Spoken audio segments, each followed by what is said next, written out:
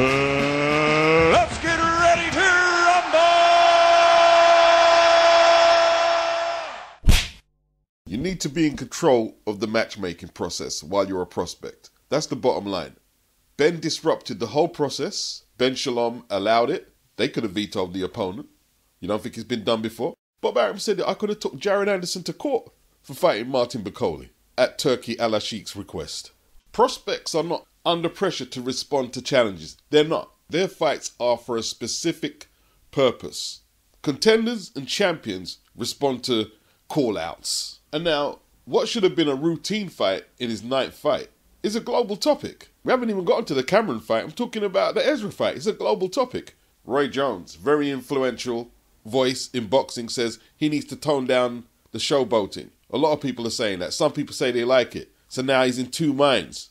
What do I do? And you saw in the Cameron fight, he tried to hold his feet and punch. And he had some good moments, but he's still learning his craft. But he's disrupted the matchmaking process. Now he's under the same type of pressure that world champions are subjected to when they take certain fights that the media and the fans don't like. He shouldn't be in that position after 8 fights. Jared Anderson had twice the amount of fights. And Bob Arum did his nut, because Bob Arum, as much as I don't like him, he knows the boxer doesn't know more than the coaches and the actual matchmakers who he's paying out of his flipping purses. Hey, Jared got the Saudi bag out of it. What did Ben get for fighting Aaron Yenka? If anyone is confused on the video, let me just say this, right? The point that's being made here is not that Ezra was too difficult. That's not the point. The point is you've disrupted the process. Now Roy Jones is talking about it. What's Roy Jones doing focusing on his fight with Ezra? Well, because the fight was on the undercard of Fabio Wardley versus Fraser Clark, which is a high-profile fight. And you've made a big deal about a fight that should be an under-the-radar routine job against an opponent that your matchmakers picked. But no, there you are. You're doing the matchmaking job. You're getting paid to box. That's why you hear fighters come out and say, I just fight whoever they put in front of me. And that's what you should be doing. Ben Shalom is going to have to take a lot of the criticism for what's to come, because they need to try and slow down the ship, because a lot of people are saying you need to run it back with Liam Cameron. No, he doesn't need to run it back with Liam Cameron. Even if it means he's got to humble himself and say, you know something, I've been jumping the gun a little. I'm still a learning fighter. Do not fight Liam Cameron next. He's a former Commonwealth champion. He took world class, and I don't care if you're going to laugh. That's your business. That's your take on boxing. He took world class Lyndon Arthur to a split decision. And Lyndon is world class. He's only lost to Anthony Yard and Bivol. And he's actually beat Anthony Yard. They're one apiece. Go fight Ezra again. Now you've opened up that can of worms. Go fight him. See if you can do a cleaner job. And that doesn't even have to be next. Maybe a couple of fights. Go fight Ezra. This has to be taken on a different trajectory right now. Big up October Red. She remembers when I said, this is by far Ben Whittaker's toughest opponent, Liam Cameron. And the fact that Ben Shalom, Joby, Ben's trainer, didn't see Liam Cameron taking Lyndon Arthur to a split decision. And now you're going to take him on. And this is where the humility needs to kick in. Ben Whittaker was calling Lyndon Arthur washed up. You crazy? How was he washed up? Based on what? He's lost twice to Anthony Yard and Dimitri Bivol. Lyndon ranked number 10 by the WBA, number 8 by the IBF. Somehow, Ben Whittaker's ranked number 14 ahead of Lyndon Arthur by the WBC, which is totally warped, twisted, out of whack bullcrap. Liam Cameron, 30 fights, never been stopped, former Commonwealth champion, should have been taken way more serious. Way more serious. Sugar Ray Leonard was a pro for over a year after winning the 1976 Olympics at light welter. ABC, who he was contracted to, had a very lucrative deal there. They tried to match the 13-0 Leonard in 1978 with Tommy Hearns. The Emmanuel Stewart trained and managed Tommy Hearns was 11-0. As an amateur, Tommy could barely crack an egg. 8 stoppages in over 60 fights. As a pro, he filled out, big, wide back, horrible leverage on his punches. Maybe the best leverage for a long arm fighter that I've seen, and he was knocking everything out. There was a sparring session when Tommy was an amateur. Leonard just turned pro, and Hearns did pretty well in it. When the fight was being made in 1978 on ABC, Leonard would have got 100 grand. Hearns would have got 12 grand. Neither man had a world title belt. When Leonard's people agreed to the fight, Angelo Dundee was on vacation with his wife and he wasn't able to be contacted by phone. The fight was going to be signed off. When Dundee got back and he heard news that Leonard was going to be fighting Thomas Hearns, he phoned up who he had to phone up and said, "What, are you nuts?" Dundee said, "Leonard improved since that sparring session. Leonard ain't ready for Tommy yet.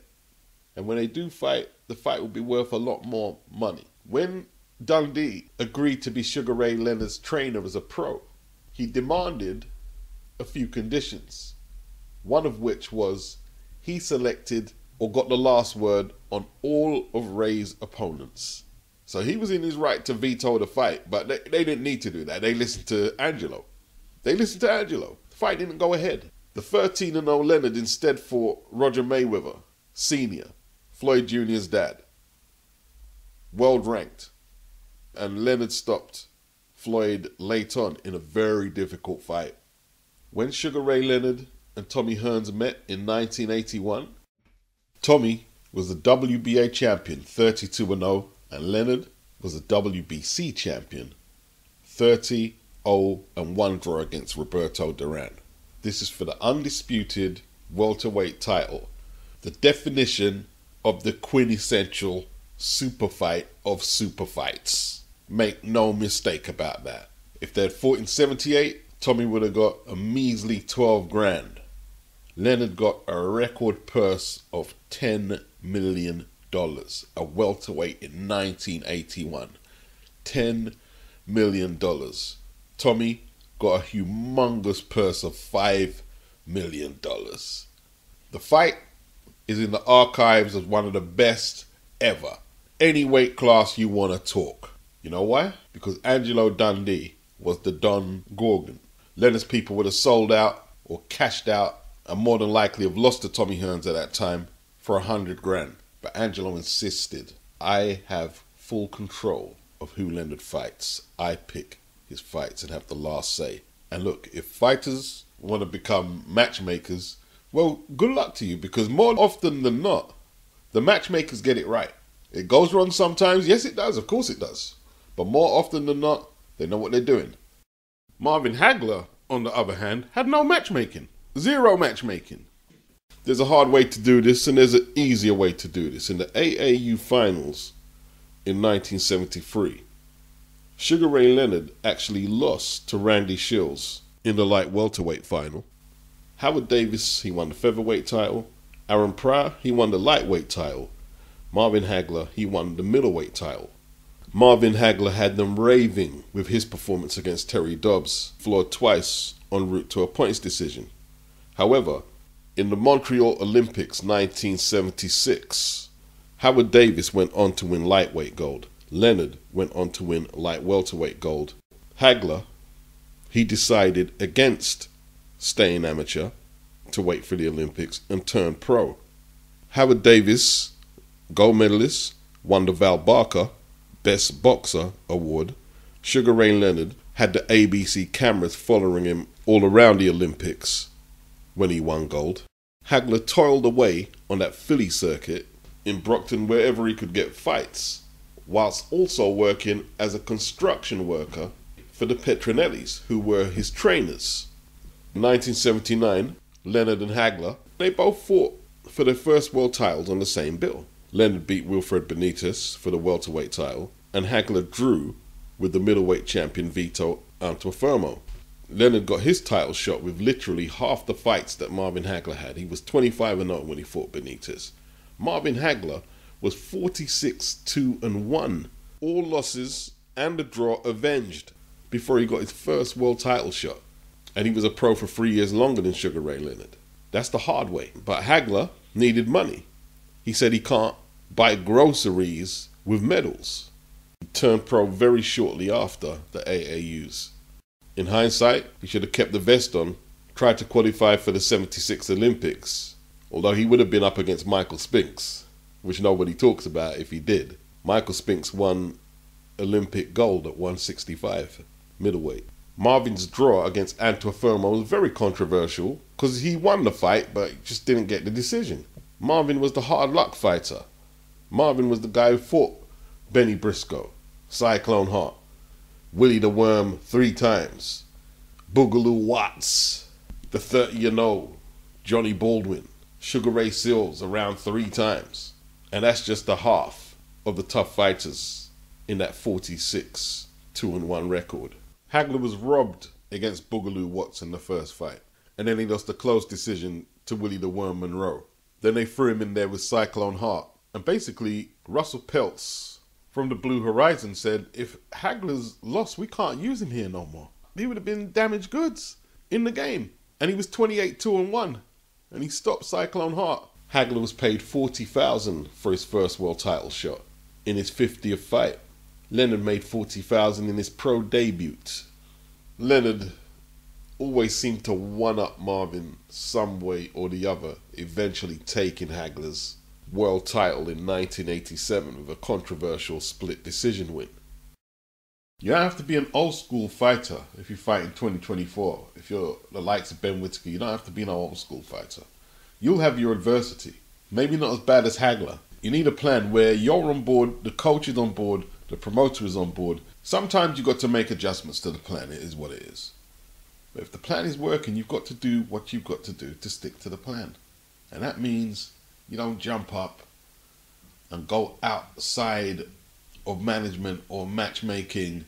You don't do that. Matchmaking is not infallible. It can go wrong. 8 fights is too early to start calling opponents out. It's way too early. I wasn't going to do a post-fight review for this fight, mainly because I didn't really care to. You guys know I don't rate Campbell Hatton whatsoever. He's merely a product of nepotism, nothing more. He has nothing about him, no real ability, no amateur pedigree, no athletic ability. He's going absolutely nowhere, right? So I wasn't going to do a post-fight review. However, he just fought Sonny Martinez in a 6-round contest, and he got awarded a decision by the referee, Marcus McDonnell. Now, this is absolutely fucking disgraceful. There's no way in hell Campbell Hatton won this fight. I just witnessed a robbery, and I don't use that term often, robbery, because Campbell Hatton lost every minute of every round in this fight. The kid got beat up. After the fight, doctors were checking on him. Now I ask you, whoever's watching this, how is it that he's won the fight if the doctors are checking on him straight after his opponent is running around the ring like he won the fight, which he clearly did? There's 2 channels and their reaction to Sonny Martinez from Spain getting robbed against Campbell Hatton. That was on the undercard of Anthony Joshua versus Alexander Usyk, their first fight at White Hart Lane 2021. It was a bad robbery, and I'm not here singing the virtues of matchmaking. I'm just telling you what it is.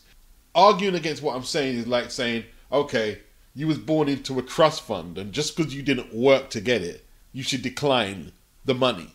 No, you take the money and you go live your life. But if you're talented and you've got the matchmaking and the machine behind you, the possibilities open up for you. But if you're not that talented, big up Campbell Hatton, very fit, tenacious, tried his heart out. So yeah, in Campbell's 4th fight, he was gifted a decision.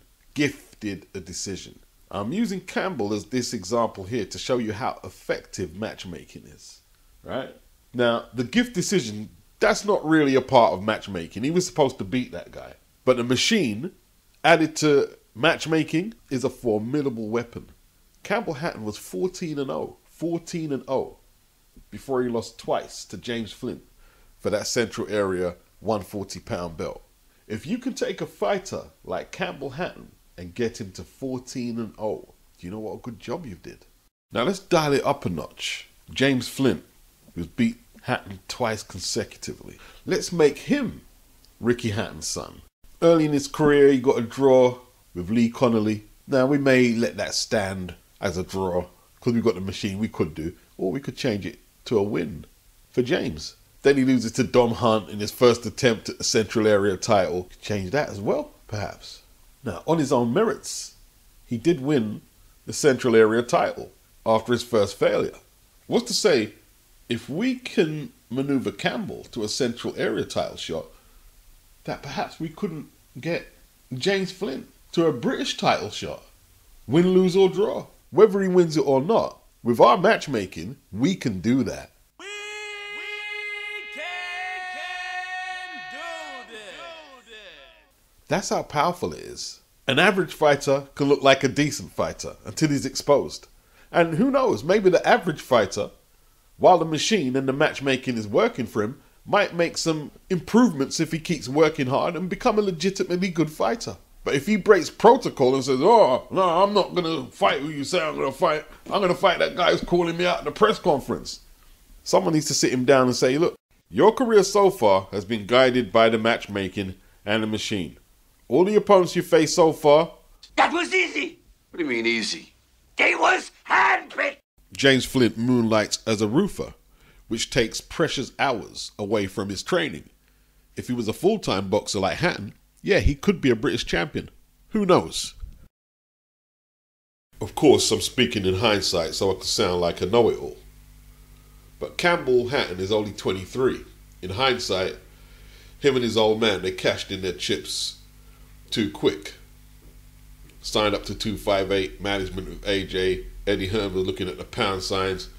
Ricky and Campbell were looking at the pound signs.